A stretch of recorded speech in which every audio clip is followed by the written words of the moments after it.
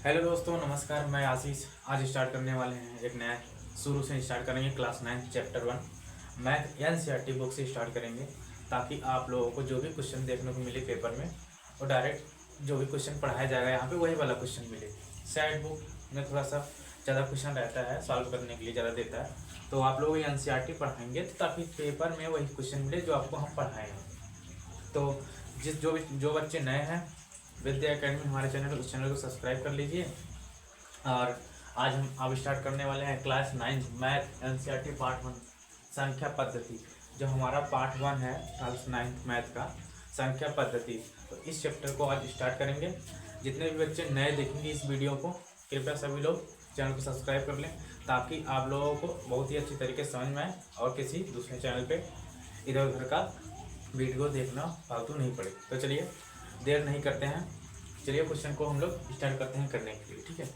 तो हमारा जो चैप्टर है संख्या पद्धति, तो इसमें हम पढ़ने वाले हैं संख्या। देखिए, इसमें संख्या पद्धति में हम पढ़ेंगे सबसे पहले संख्या।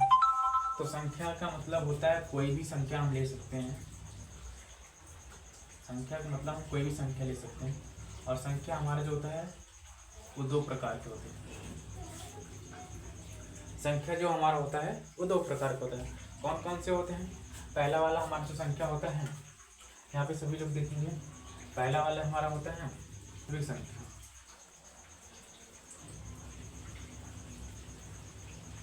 वास्तविक संख्या। और इधर जो होता है हमारा वो होता है दूसरा वाला काल्पनिक संख्या।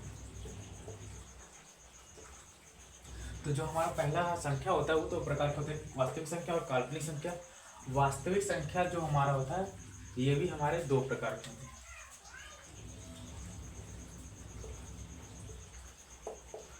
हैं। एक होता है परिमेय संख्या और दूसरा वाला होता है अपरिमेय।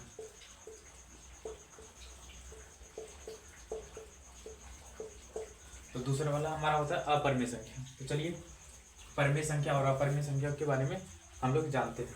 तो जो हमारा परिमेय संख्या होता है, तो हम परिमेय संख्या को हम किस फॉर्म में लिखते हैं? परिमेय संख्या को हम लिख सकते हैं p/q के फॉर्म में। तो लिखेंगे p/q तथा q नॉट इक्वल टू 0। मतलब जो हमारा परिमेय संख्या होगा p/q के फॉर्म में होगा और q का वैल्यू 0 नहीं होगा, ठीक है।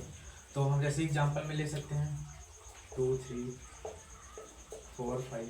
देखिए ये p/q के फॉर्म में है और q का वैल्यू 0 नहीं है, मतलब जो नीचे हमारा नंबर है q के, जो तो यहाँ पे नीचे q है, यानी q का जो वैल्यू 0 नहीं है, मतलब शून्य नहीं है, यानी कि ये हमारा क्या है? परिमेय संख्या है।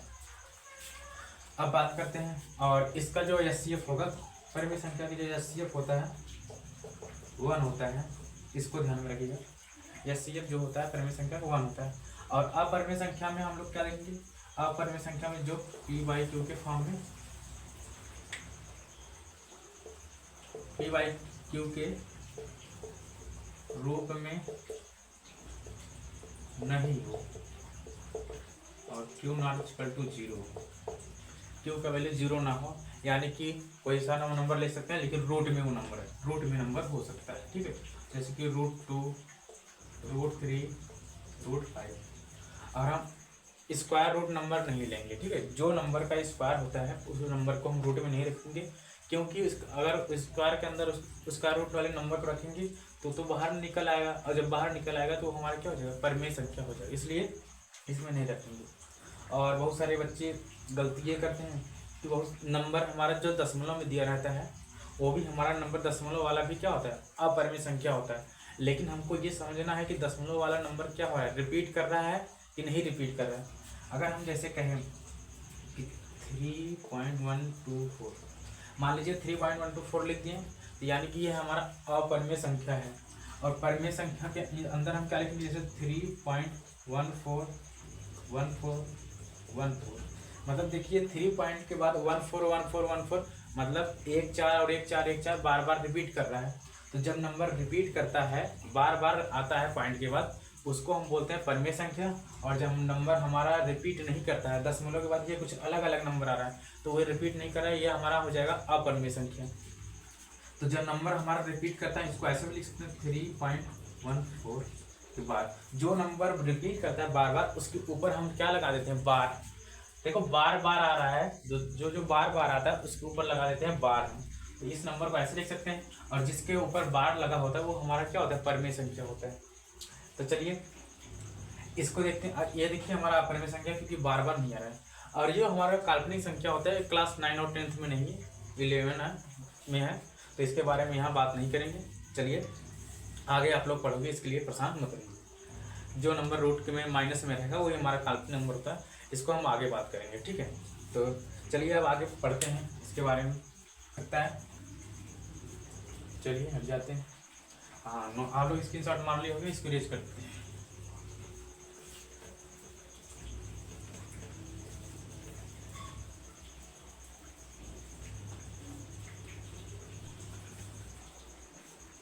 अब देखिए ध्यान से। अब अगर हम देखें तो हमारा प्राकृतिक संख्या होता है, इसमें क्या होता है, प्राकृतिक संख्या होता है। अब प्राकृतिक संख्या किसको बोलते हैं, प्राकृतिक संख्या जो हमारा होता है वो होता है 1 से लेकर 1 2 3 4 ऐसे ऐसे ऐसे कहाँ तक होता है, इनफाइनाइट तक। तो हमारा 1 से लेके 1 2 3 4 ऐसे ऐसे कहाँ तक जाएगा, अनंत तक जो नंबर हमारा जाएगा उसको बोलते हैं प्राकृतिक संख्या। तो आप लोग ध्यान में रखिएगा, अगर आपसे कोई पूछे प्राकृतिक संख्या तो 1 से 2 से 3 4 5 6 ऐसे लेके कहाँ तक, अनंत तक जो नंबर हमारा जाएगा उसको बोलते हैं प्राकृतिक संख्या। अब आते हैं दूसरा देखते हैं, वास्तविक संख्या के बारे में पढ़ते हैं। तो अब पढ़ेंगे वास्तविक संख्या। तो हमारा जो वास्तविक संख्या होगा,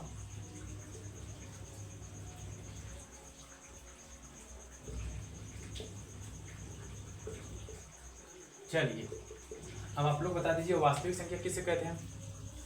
जिस बच्चे को पता है बताएगा वो। तो वास्तविक संख्या जो हमारा होता है 1 2 3 4 5 6 7 8 9। वास्तविक संख्या जो हमारा होता है 1 से लेकर 9 तक ही होता है। चलिए तो आप लोग इसको ध्यान में रखिएगा।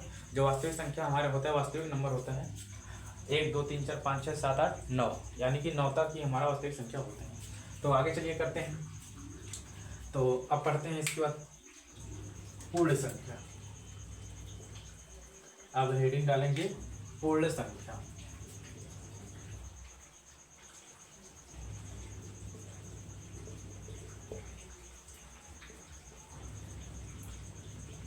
पूर्ण संख्या, तो जो हमारा पूर्ण संख्या होता है, सबसे पहली बात तो अगर आप लोग कहो इंग्लिश भी लिख देंगे इसका, और हिंदी में ही चलिए बताते हैं। तो जो हमारा पूर्ण संख्या होता है वो 0 से स्टार्ट होता है, 0 1 2 3 4 dot dot dot dot infinite, अनंत तक जो जाएगा हमारा।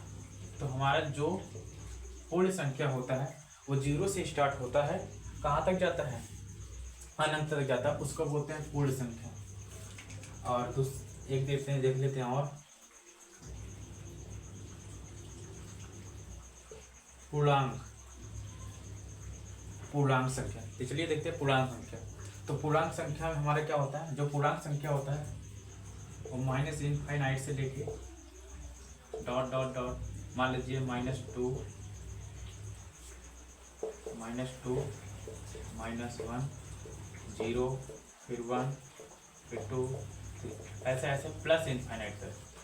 यानी कि हम सीधी सी बोल सकते हैं माइनस अनंत, मतलब माइनस अनंत से लेके कहाँ तक जाएगा, प्लस अनंत तक जाएगा, उसको क्या बोलेंगे, पूर्णांक संख्या बोलेंगे। तो आप देखिए ये चीज़ समझना बहुत ज़रूरी है, ये चैप्टर में ये सब चीज़ें समझना बहुत ज़रूरी है। इसलिए आप लोग वीडियो को पूरा देखेंगे ताकि आप लोगों को छोटा भी चीज़ छूटे ना, और आप लोगों को पूरा का पूरा क्वेश्चन समझ में आए। तो अभी तक हमने जो बताया है, अभी तक आप लोगों को बेसिक, इस चैप्टर का जो बेसिक चीज़ था उसको अभी तक बताया है। अब हम करेंगे क्वेश्चन। तो चलिए क्वेश्चन की तरफ चलते हैं।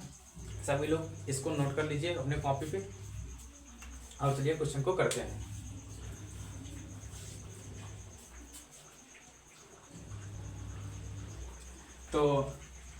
तो हमने क्वेश्चन नंबर यहाँ पे 1 नोट कर लिया। जैसे पहला क्वेश्चन हमने नोट कर लिया है। पहला क्वेश्चन क्या, चलिए पढ़ते हैं। क्या 0 एक परिमेय संख्या है? क्या इसे p/q के रूप में लिख सकते हैं, जहाँ p और q पूर्णांक है और q is not equal to 0, मतलब q का वैल्यू 0 नहीं होना चाहिए। अभी हमने बताया था कि पूर्णांक किसे कहते हैं, आप लोगों को पता हो। तो अब देखते हैं हमारा, यहाँ पे हम लिखते हैं हल, इसको हल करते हैं। तो सबसे पहले हमने ये बोला है क्या 0 एक परिमेय संख्या है, क्या इसे p/q के रूप में लिख सकते हैं। तो देखिए ध्यान से, तो q का जो परिमेय संख्या होता है p/q के रूप में होता है। तो उसने बोला है क्या 0 एक परिमेय संख्या है और उसने बोला है q का वैल्यू 0 नहीं होना चाहिए, यानी कि ऊपर हम 0 लिखते हैं और नीचे q का वैल्यू 0 नहीं होता है और नीचे कुछ दिया नहीं है तो नीचे 1 लिख सकते हैं। ठीक है, तो यहाँ पे 1 लिख। तो जो हमारा ये 0/1 हो गया, मतलब 0/1, ये हमारा क्या है, एक परिमेय संख्या है। क्योंकि देखो q का वैल्यू इसने बोला है 0 नहीं है, तो q का वैल्यू 0 नहीं है, 1 ले सकते हैं कुछ। ठीक है, तो हम इसको बोल सकते हैं यह एक परिमेय संख्या है। ये एक परिमेय संख्या है, q नॉट इक्वल टू 0। ठीक है, ये हमारे पहले क्वेश्चन का क्या हो जाएगा, आंसर हो जाएगा। ठीक है, तो चलिए क्वेश्चन नंबर दूसरे की तरफ चलते हैं। प्रश्न नंबर 2 कह रहा है 3 और 4 के बीच में 6 परिमेय संख्या ज्ञात कीजिए। हमको देखिए 3 और 4 के बीच में कितना परिमेय संख्या ज्ञात करना है, 3 और 4 के बीच में 6 परिमेय संख्या ज्ञात करना है। तो देखिए जितनी संख्या हमको ज्ञात करना होता है, क्या लिखेंगे, 6 संख्या ज्ञात करना है तो लिखेंगे 6 + 1। 6 + 1 इसलिए क्योंकि जो हमको नंबर जितना निकालना है उससे थोड़ा सा एक बढ़ा के लेंगे, इसलिए बढ़ा के लेंगे।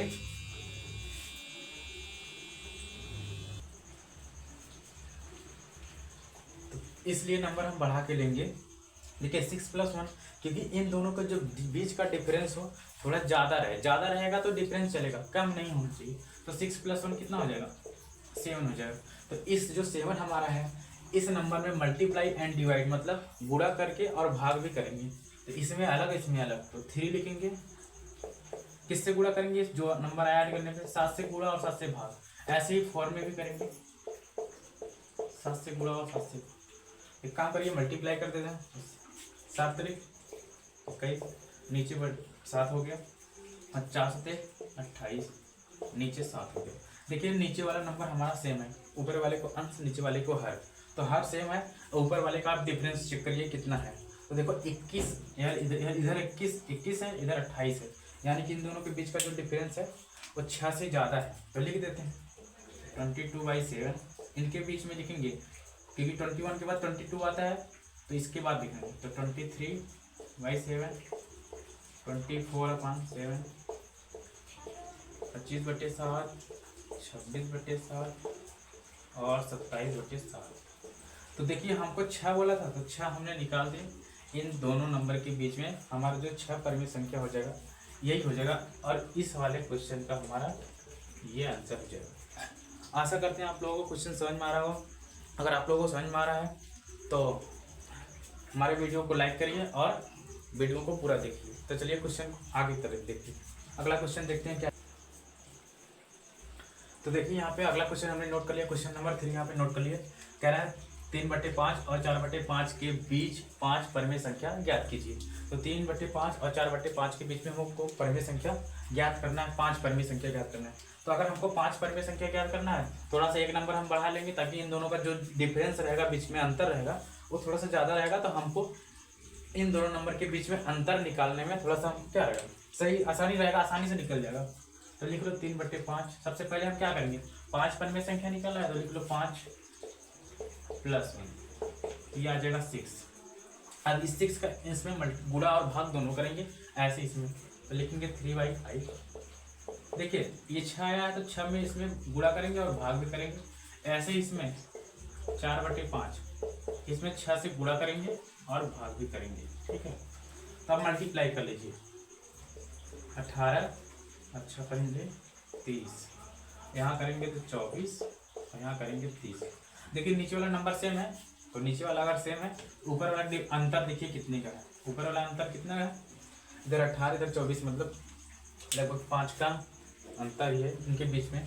तो हमको 5 निकालना है, तो इसको हम क्या लिख सकते हैं, यहाँ देखो अब ऊपर वाला देखेंगे क्योंकि नीचे वाला सेम, तो 18 के बाद 19 आता है और 30 लिखिए, फिर 20 30 21 बटे 30 22 बटे 30 23 बटे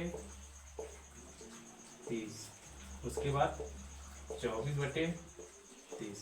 तो देखिए हमारा सॉरी 1 2 3 4 5 6, देखिए 5 ही पूछा था, हम 6 निकाल दिए, तो इसमें से क्यों हटा देते हैं। तो ये हमारा जो क्वेश्चन हो जाएगा, इस क्वेश्चन का आंसर हो जाएगा। आशा कर रहे हैं आप लोगों को समझ में आ रहा है। अगर आप लोगों को समझ में आ रहा है तो आप लोग चैनल को जरूर सब्सक्राइब कर लीजिए। इसी तरीके का वीडियो देखने के लिए चैनल को जरूर सब्सक्राइब करिए। और चलिए अगला क्वेश्चन को करते हैं। क्वेश्चन नंबर 3 यहाँ पे हमने नोट कर लिया है, आप लोग ध्यान से देख पा रहे होंगे। तो क्वेश्चन नंबर 3 क्वेश्चन नंबर ये हमारा 4 है। इस क्वेश्चन नंबर 4 में हमारा 3 क्वेश्चन है। तो नीचे दिया गया कथन सत्य या असत्य कारण के साथ अपने उत्तर दीजिए। तो इन तीनों क्वेश्चन में हमको सत्य और असत्य बताना है। और हमने अभी जो बताया था प्राकृतिक संख्या, वास्तविक संख्या, पूर्ण संख्या और पूर्णांक, ये चारों इसमें हमको देख के करना है। तो अभी हमने क्या बोला क्वेश्चन नंबर 1, देखिए कह रहा प्रत्येक प्राकृतिक संख्या एक पूर्ण संख्या है। कह रहा जो सभी प्राकृतिक संख्या है क्या ये पूर्ण संख्या है। तो देखिए प्राकृतिक संख्या किसको बोलते हैं, यहाँ लिख देते हैं प्राकृतिक संख्या। ये होता है 1 2 3 ऐसे ऐसे इनफाइनाइट तक। और जो हमारा होता है पूर्ण संख्या 0 1 2 3 ऐसे ऐसे इनफाइनाइट। यानी कि हम बोल सकते हैं क्या, देखिए इस पूर्ण संख्या में प्राकृतिक संख्या सभी आ रहे हैं कि नहीं, क्योंकि देखो ये 0 से स्टार्ट हो रहा है इनफाइनाइट अनंत तक, और इसमें 1 से हो रहा है, यानी कि इसके अंदर ये सारी संख्याएं आ रही है। तो हम लिखेंगे सत्य है, क्योंकि उसने ही बोला है कि प्रत्येक प्राकृतिक संख्या एक पूर्ण संख्या होती है। तो हाँ, एक पूर्ण संख्या ही प्राकृतिक संख्या होती है। चलिए क्वेश्चन नंबर 2 पे चलते हैं। कह रहा प्रत्येक पूर्णांक एक पूर्ण संख्या होती है। कह रहा जो सभी पूर्णांक होते हैं, तो पूर्णांक लिख लेते हैं,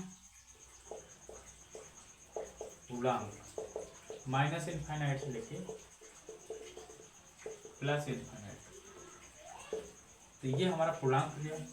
तो कह रहा है जो पूर्णांक होते हैं ये क्या है, पूर्ण संख्या होती है। तो इसमें हम देखेंगे एग्जाम्पल लिख दो, -4 लिख दो, -3, मतलब माइनस का कोई सा भी नंबर ले लो। और ये हमारा क्या है, ये पूर्णांक है लेकिन पूर्ण संख्या नहीं होती है, ये सब पूर्ण संख्या नहीं होती। तो ये हमारा क्या हो जाएगा, असत्य हो जाएगा। दूसरे वाले क्वेश्चन का आंसर हो जाएगा असत्य। और तीसरा वाला प्रत्येक परिमेय संख्या एक पूर्ण संख्या होती है। तो कह रहे क्या सभी परिमेय संख्या पूर्ण संख्या, जैसे 2/3 लिखी है, तो क्या ये पूर्ण संख्या है, जिसे 4/5 लिखती है, तो ये पूर्ण संख्या है, परिमेय संख्या है लेकिन पूर्ण संख्या नहीं है। इसलिए हम क्या बोल सकते हैं, पूर्ण संख्या जो होता है, देखिए पूर्ण संख्या यहाँ पे हम लिख दें तो 0 से 1 2 3 इनफाइनाइट। तो पूर्ण संख्या जो हमारा 0 से लेकर इनफाइनाइट तक होता है उसको पूर्ण संख्या, तब परिमेय संख्या पूर्ण संख्या नहीं बोलते हैं, इसलिए ये भी क्या है, असत्य। तो आप लोगों को समझ में आया होगा। आशा करते हैं आप लोगों को वीडियो अच्छा लगा होगा। तो चैनल को सब्सक्राइब करिए, लाइक करिए और अपने दोस्तों को शेयर करिए। तो जो भी बच्चे इस वीडियो को पूरा देखे होंगे, आशा करते हैं उन बच्चों को समझ में आया होगा। तो मिलते हैं, ये एक्सरसाइज हमारा होता है ख़त्म। मिलते हैं अगले एक्सरसाइज में, तब तक के लिए धन्यवाद।